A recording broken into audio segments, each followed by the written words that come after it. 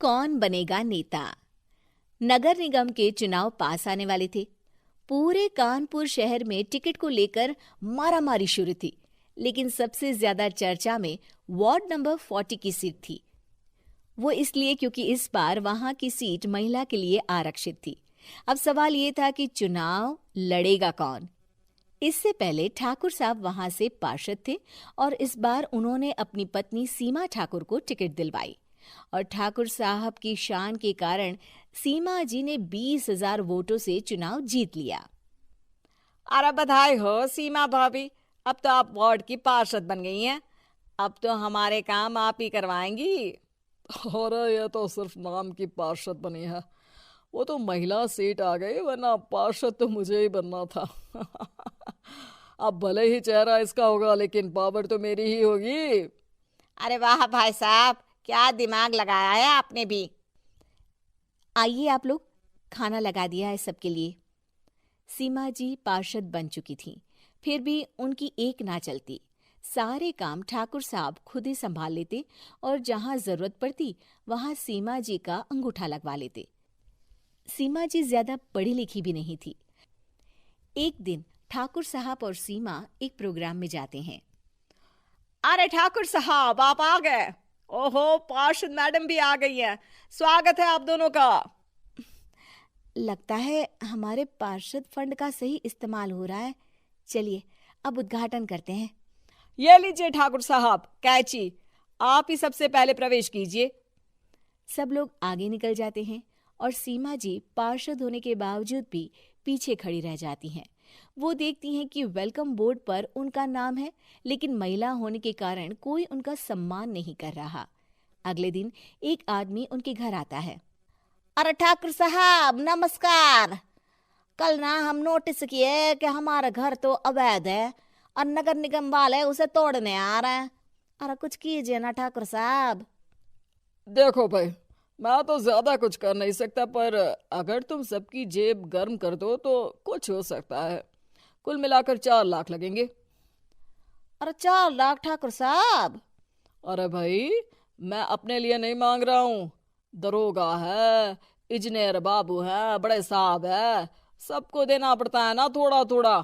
बोलो है मंजूर? तभी वहां अचानक सीमा जी आ जाती हैं। अरे ये आप क्या कर रहे हैं?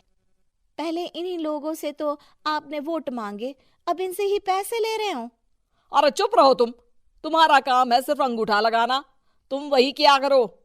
मुझे दूसरे काम तुम मत सिखाओ, समझी? और तुम ना जाओ, अब पैसे लेकर आओ, वरना जेसीबी किसी भी वक्त आती होगी।